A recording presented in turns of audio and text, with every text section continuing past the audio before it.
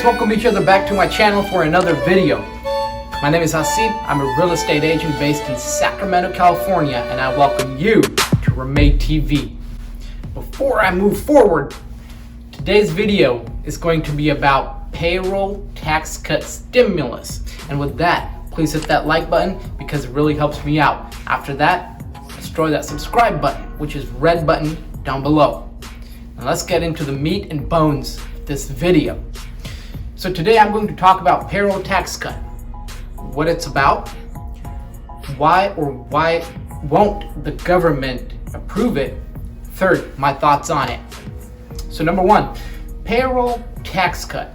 When you get your monthly pay stub, and if you've ever bothered looking at it, you will see that it breaks down your income and all the deductions from your income that are taken out before you even get it. And in that deduction section, you see federal income tax, Medicare, Social Security, and state income tax if you have any. Take the state income tax out, all the other deductions, Medicare, Social Security, and federal income tax.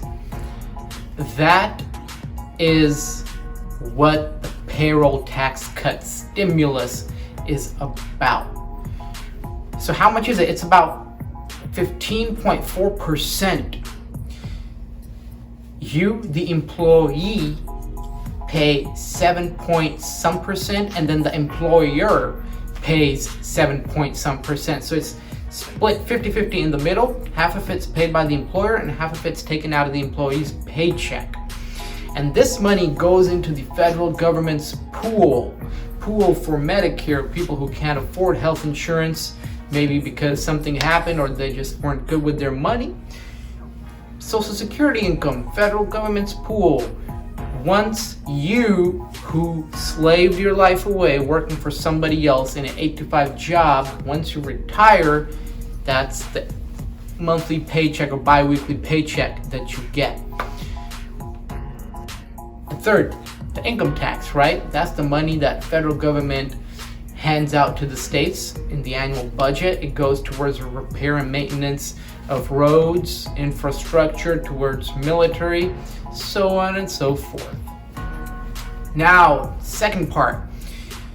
Trump administration really wants to approve this bill because in the previous CARE Stimulus Act that was approved, most of the benefits were given towards the businesses or to the businesses.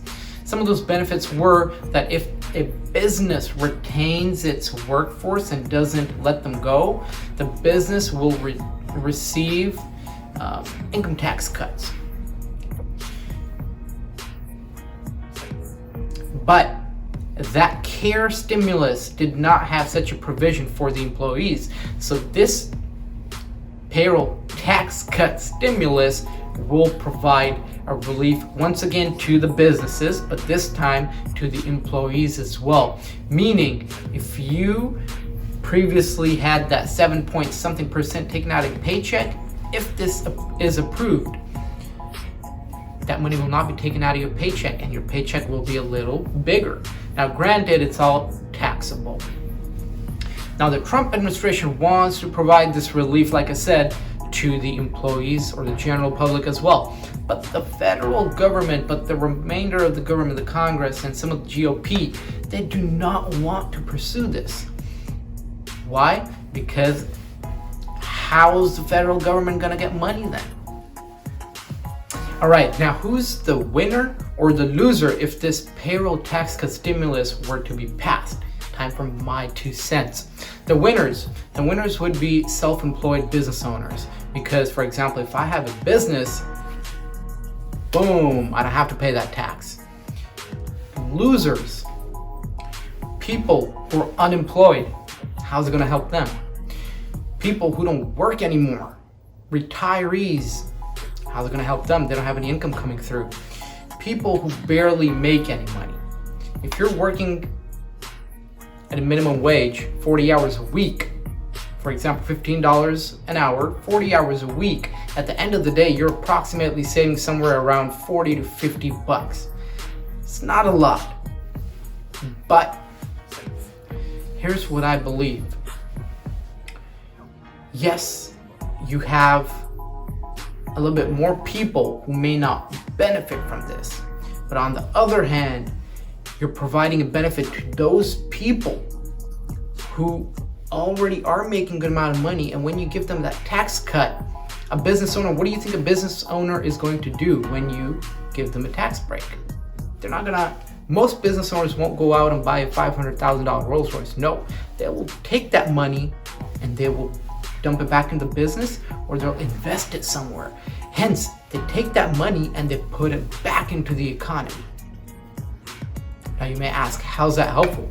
Well, for example, if you give me a tax break and I take the money that I saved and dump it into some form of real estate, I just created income for a real estate agent who's helping me buy. I created income for a real estate agent who was selling that property. I created income for a loan officer. I created income for an appraiser. I created income for a home inspector. I created income for a title company. 7 people. I just counted 7 people. 6 or 7 people. Now, if I dump that money back into my own business, why do I have a business in the first place? To make more money. So if I'm out there making cold calls or knocking on people's door, what do you think I'm going to do? I'm probably going to hire somebody because now I have that money to invest back into my business. I'm probably going to buy a software, so in return, I'm giving business to somebody else. I'm probably going to increase or improve my hardware, maybe, buy a newer computer, a newer telephone. At the end of the day, who am I benefiting? Other people. I'm dumping that money back into the economy. Let me know what you guys think. What are your thoughts? Well, if this were to be passed, whom it will help, whom it won't help. Comments down below. Until then,